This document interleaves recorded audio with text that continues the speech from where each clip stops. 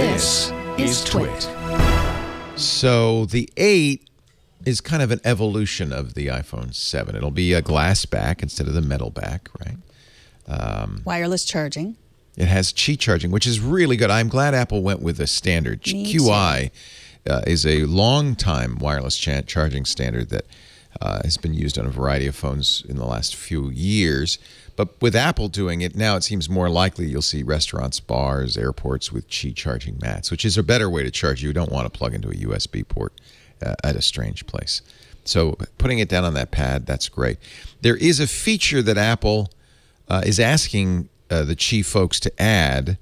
You know what Apple loves to show when you plug in your pen into your iPad, then the battery notification shows the charge on the Pencil and the iPad. They'd love to do that with their new Qi charging pad, but that isn't yet a feature of Qi, so Apple will have to convince the Qi people to do that. I'm just glad they didn't go with a proprietary solution. Me too. I'm glad they went with a standard, which is really good. And they showed off that pad where you could charge your Apple Watch and your iPhone and your AirPods if you got a special case, but that's not coming till next year. Right. And that's the one that would show the battery life, and that, you know, we'll see next year exactly what that has to offer. Will you? You know, it's interesting because the iPhone 8 is, you know, it's the next iPhone, and if absent the iPhone 10, it would probably be, yeah, very much like going from the 6 to 6S, but with the 10 around the corner, I wonder if people will buy the 8. I wonder too. I mean, the 8 is an amazing phone. Let's not, I mean, just think about it. It's a supercomputer in your pocket. It's got a glass back. It's beautiful. It will have an amazing camera. Being able to set it down on a charging pad, it's amazing. But yeah, then there's always something better around the corner. And I think they're really just aiming this directly at people who have $1,000 in their pocket. Are you actually amazed? I mean, do you look at that and go, "That's amazing"? Well, I don't feel amazed. You don't feel amazed if you travel back to your 2003. Well, yeah. If you travel back to 1852. No, you have to travel back 10 years, even less than. Well, 5 years. Yeah. I guess if you were Rip Van Winkle, you'd be amazed. I think the minute you stop being amazed by things, why bother even living? It is true. As Louis C.K. pointed out, everything's amazing and we're not grateful. But this is not significantly improved over the iPhone 7. And I think that it's an incremental improvement. I don't think people will feel as much need to upgrade. Now, one of the things that really is true is that these new phones, the 8 Plus and the 10, have a very, very fast processor, the new A11 processor. For the first time, Apple's doing its own graphics processor. And they will have custom silicon for photography. I don't know if I don't know. Do people really feel like stuff's slow? Maybe I think all that speed, you know, is great if you're doing augmented reality or photography. You'll see new capabilities, but I don't feel like a lot of people are saying, "Oh gosh, my phone is so slow." There is somewhat of a race to put the latest, fastest chip in there. We saw it with the PC industry too, you know, where but. Well, do you need to upgrade from this to that? Absolutely not. And I like that I mean, we should all say, no, you don't need to upgrade. Right. No, you don't need to get an iPhone every year. Like, that's what Apple's convinced you of. That's what we've all convinced each other. No, absolutely not. You don't. If you want to and you have the money, sure, why not? But no. But it's amazing to Marco, who still has his 5C. But then I got a lot of email. I got a handful of email yesterday. I will not upgrade. There's no way. Everything that I have in my 6 is fine. Well, and then, of course, there's the iPhone 10, which is a bit more of an upgrade. It's a full-sized OLED screen. Apple's always used LCD screens in the past, and OLED is when you see the difference, it's a vivid difference. It's very bright, very colorful. The blacks are darker because OLEDs don't put any power to the screen for the black. So that's really literally dark black.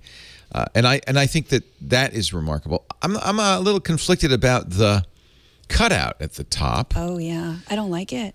You remember how much maybe you don't because it's an Android thing, but people were really upset about what they called the flat tire on the Moto 360 watch. There was a little cutout at the bottom. It was necessary for some stuff, and it bugged people. This bugs me even more, especially since when you go full screen, and Apple actually showed a full screen game app, part of the game is actually eliminated by that bump there at the top. Now, it needs the bump. There's an infrared camera, a flood illuminator, a proximity sensor, ambient light sensor, speaker, microphone, front camera, and dot projector. So there's 2 new elements in there. Actually, 3 new elements. The infrared camera, the infrared light, or flood illuminator as they call it. That's so that they can recognize your face in the dark. And the dot projector, which is part of the face recognition as well. It projects 30,000 dots, invisible dots onto your face. That will make the face recognition work better. And so, you know, I look at the direct competition for Apple's phone, which is the Note 8, which just came out. And the Note 8 could have had the same thing, but they have a lot of stuff at the top. But what they just decided to do is, well, we're going to have a little bit of a larger, you know, empty space at the top instead of cutting into the screen. I really think it'll be interesting to see. By the way, this is a Samsung device. The screens on the 10 are probably from Samsung, maybe some from LG. Samsung's made these OLED screens for years, and they really are. They're gorgeous screens. They just pop.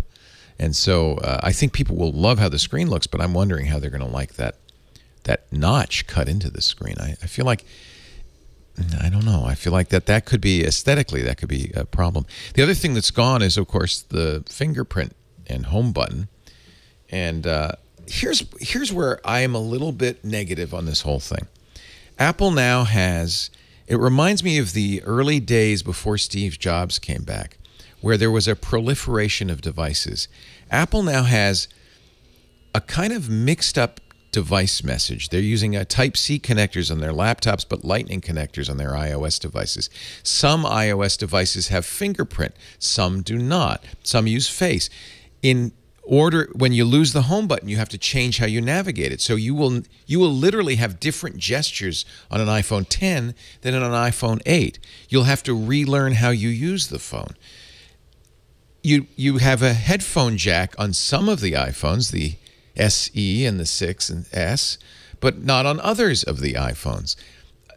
It looks to me like a very fragmented and kind of mixed up product line. And this is exactly what Steve Jobs, when he came back to Apple in the 90s, said. You got too many products, too many SKUs is the term they use. And he cut it way down. He said the most important thing you can say in a company is no. And I feel like Tim Cook is a sweetheart, obviously, but I think he may have a hard time saying no.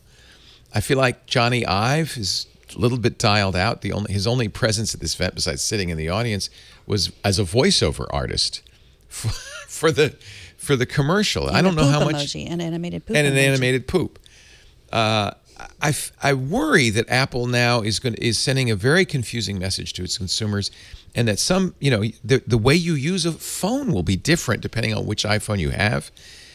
That seems a little odd to me. I agree with you. I mean, the reason McDonald's is so popular is A, because their French fries are delicious, and B, because their menu is so simple. Well, even that's changing. There's menu creep at McDonald's, right? And that's part of I think there's feature creep in technology companies, and it takes an unusual person and a very powerful person who is highly regarded in the company to say something so difficult as, no, we're not. I know you spent years working on this. We're not going to do it. Yeah, it's a great idea.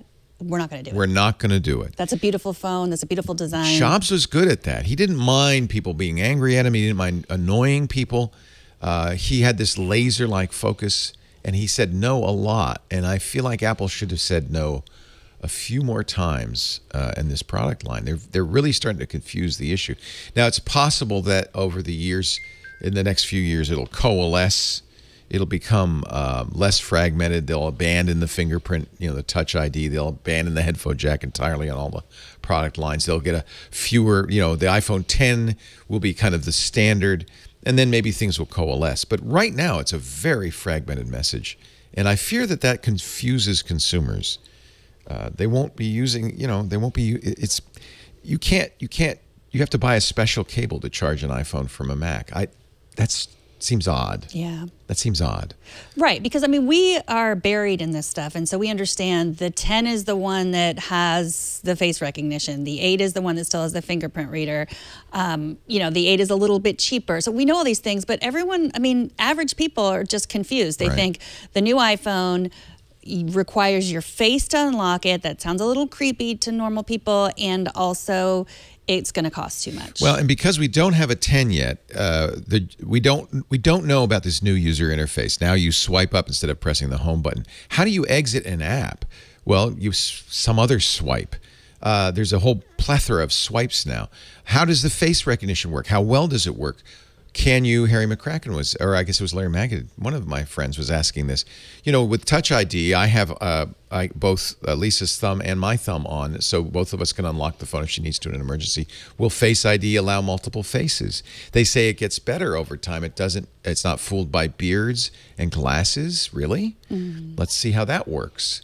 How hard, now to unlock, I thought the fingerprint reader was marvelous. You pick up the phone, touch the fingerprint reader, the phone is unlocked. Now you're going to have to position it, look at the phone. You can't look away from it. It needs your attention. And you're going to have to swipe it after you do that. It feels like, this is unknown because we don't have it yet. But I'm worried that this is not going to be as good a solution as Touch ID. And it may, and then security is another issue, although I know Apple cares a lot about security. So I'm going to presume that they've done a good job of this, but we know that face recognition in other platforms is not secure. You may really want to continue to use a passphrase, but at least you have that option. Right. I mean, that's the thing. It's, you know, if it doesn't work the first time, you just enter your passcode. And we're right. We don't know. We only know what they told us yesterday in their, you know, 2-hour-long advertisement. They spent so much time perfecting the fingerprint, the Touch ID, and really did perfect it over a couple of generations. And they're now just, boom, abandoning it. And we know that, and we believe that the backstory there is because they couldn't get the fingerprint. Like, it was a failure. It was like you said yesterday. Both Samsung and Apple were trying to get a fingerprint reader to work through the glass on the screen. Samsung couldn't do it, so they put one on the back. Apple couldn't do it, so they eliminated it entirely. But again, that's rumor. We don't know if that's true or not. So pre-orders for most of these things is 9/15 next week, and to be shipping on 9/22, except for the iPhone 10. October 27th for pre-order and November 3rd for arriving at your door. Don't count on being able to get one, though. The rumors are, and I believe this, and I think this explains the delay a little bit. These are in very short supply. That it's going to take them a while. It's going to be, I think, like the AirPods, where you'll be lucky if you can get it, and if you don't get it right away, you may not get it for months. This is the feature I really like, and I'm very intrigued by. But again, you know, there's a big jump between demos and even people in the demo room who, you know, are still under the glowing spell of Apple Park. I'm not sure I fully trust, but I love these new camera modes, but the new portrait modes where you can change the lighting. It's done in software, and even eliminate the backdrop. Now we have to see how that looks in real life, because again, you can't trust a demo. But that's a very intriguing thing. And what it does point to is what Apple's doing, which is really interesting. By designing their own processors and now graphics processor, they can make a chip that has a dedicated circuitry, and this one does, for photography. So this is the ultimate in computational photography. The ability to do things like take the background out as you're shooting is remarkable, and that's only because they can dedicate millions of transistors on that new processor. The other thing, of course, people are talking a lot about is the Animoji. This, to me, I know it will be very popular. I like it. It's going to be fun, but it's going to be very elitist, right? Like, it feels like a Snapchat filter, though, doesn't it? Oh, can't you do that with Snapchat? Exactly. No, I mean, in Snapchat, yes, you can send an animated. Yes, you can do something. You can do more in Snapchat, right? You have all these different faces that are on your face, and you can send a Snapchat. I thought it was incredibly undignified to see Craig Federighi clucking like a chicken. That's my job. Yeah. And it was undignified, particularly to see Tim Cook as an alien say, "Take me to your leader." Oh wait, I am your leader. To see Johnny Ive as a poop emoji. You are not happy about this, are you? I'm not unhappy about it, but if really is this the height of this? Is this where the civilization has led us? Is this the height of what technology can do? Is this the world changing? This is not the height of what technology can do. Technology is also doing a lot of amazing other things. But it's true. I mean, last night they spent a lot of time showing him Animojis. Well, yeah. I mean, like, yes. And kids are going to love it. The kids are going to love it. Like, yes, could that time have been spent curing cancer? Yes, maybe, but I don't know. I'm sure they're working on curing cancer as well. Yes. Sorry, everything is ringing. And my live streaming camera is also making noises. We'll talk about that later. So yeah, that's an interesting thing you're doing. It remains to be seen what these phones are going to actually. My advice but this is the problem. See, I would normally say wait and don't order an iPhone 10 until you see more less enthusiastic reviews. Of course, the early reviews. It's really funny to see somebody like Nilay Patel, the editor-in-chief of The Verge, who was so harsh to Apple, saying that taking away the headphone jack was a user-hostile move, to rave about this new phone. And I think that sometimes people I certainly have in the past been swept away at these events. It's very easy to get very excited at these events to see, for instance, the face recognition. You couldn't test the face recognition at the demo room. You could only test it because you couldn't set it up for yourself. You had to test it on the Apple employees who were already there. These are not reviews, what you're getting from the demo room. You're going to have to wait. And what it means is you're going to have to wait till November 3rd. And then you'll see, maybe a few days earlier, Apple will give some to a few people, and then the unembargoed reviews will emerge a few days earlier. But that's not going to be enough time for you to know whether you want it. And if you don't order it right away, you probably won't get it till after January. So I think a lot of us are going to be buying it kind of sight unseen, buying a pig or maybe a chicken in a poke. Mm-hmm. And I worry that this is all very new stuff. Yes, it's for early adopters for sure. Yeah, I'd caution people against it. In fact, what I would suggest you should probably do if you're happy with your current iPhone is just stick with it. Yeah. I mean, is it okay to be like super excited about the technology and also say, nobody needs this? Yeah. Well, I mean, it's fun. Look, remember how much fun we had with Photo Booth on the Mac and changing your face and your voice and all that stuff. There's going to have things like that. I think the camera will be very good. I look forward, again, you can't tell from these demos, but I look forward to seeing how it is in real life. You're really not going to know what this iPhone 10 is like until you've had it for a while. And at $1,000 starting price, that's a very big pig in a poke. That's a very big chance you're taking with that. I would caution. But another thing that is interesting is, remember, we really thought augmented reality was going to be the big push on this phone. Most of the augmented reality hardware is not facing outward where it needs to be. It's facing you. It's facing you. That's why they focus, by the way, so much on Animoji, because that technology, which they had to build in for Face ID, is what powers the Animoji. It's not facing the right way for augmented reality.